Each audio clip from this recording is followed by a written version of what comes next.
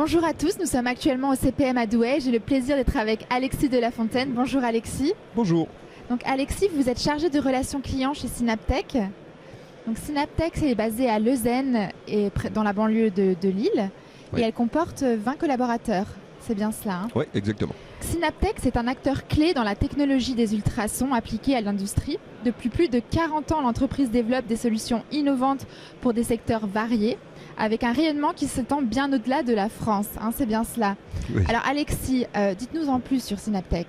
Synaptech est une entreprise innovante dans le secteur des ultrasons. Donc on applique les ultrasons à haute puissance, contrairement à certaines applications que vous devez connaître dans l'imagerie médicale par exemple, où on est sur de l'ultrason de petite puissance. Donc on est une entreprise, une petite PME française située dans le nord de la France. Comme vous l'avez dit, on est une vingtaine de personnes et à peu près 60% de nos collaborateurs sont composés de techniciens, d'ingénieurs et également de docteurs. Et quelles sont les principales activités chez Synaptech ? Alors historiquement, on a commencé nos activités en développant l'activité du nettoyage.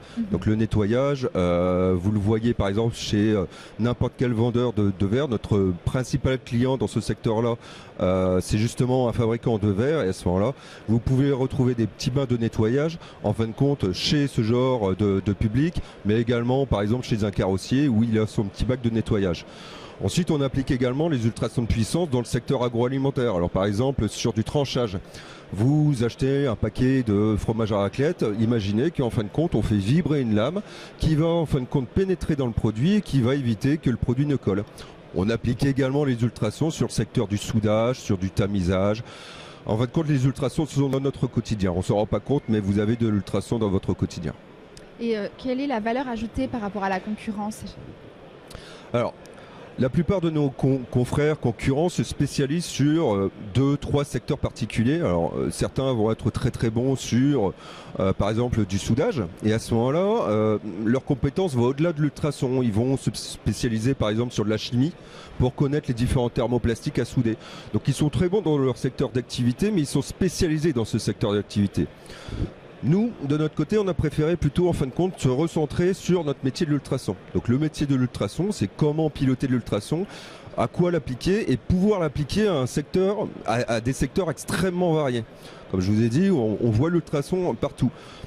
Et plutôt que d'être spécialisé en chimie, en détergent pour des activités de nettoyage, on n'est pas des chimistes, on est des acousticiens à la base, des électroniciens.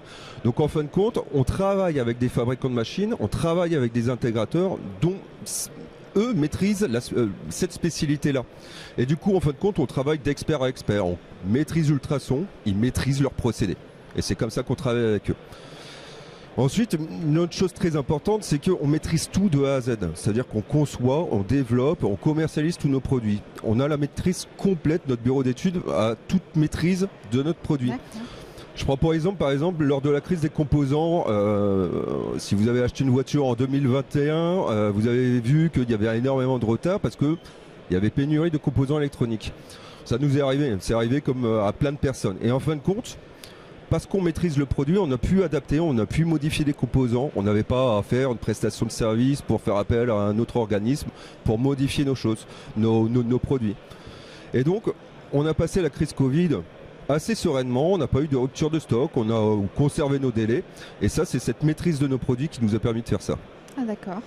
Et quel est le rayonnement international de Synaptech ? En 2024, on exportait à peu près à 60%, principalement européens.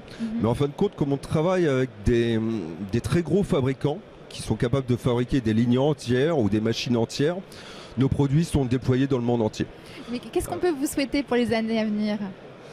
De continuer ce développement à l'international. C'est-à-dire que depuis 2-3 ans, on a d'excellents contacts, on vise de nouveaux marchés, notamment l'Inde et également Nord-Amérique, on va dire Canada, États-Unis, où on a d'excellentes perspectives avec des débouchés très très importants. Donc évidemment, on doit concrétiser tout ça parce qu'on est sur des projets à long terme. Nos gros clients de 2026-2027, les contacts sont déjà créés. Ah d'accord. Donc on essaye évidemment de faire prospérer ça et puis de continuer justement à développer nos produits. Alors on pense également à un nouveau secteur d'activité sur lequel on met beaucoup de moyens depuis 3-4 ans, qui est le secteur médical.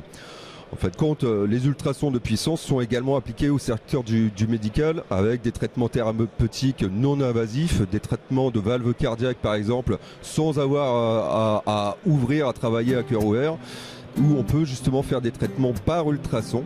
Donc là, on met énormément d'efforts en R&D depuis 2-3 ans pour développer, et on commence à commercialiser ce genre de produit-là. Et on espère évidemment le voir prospérer.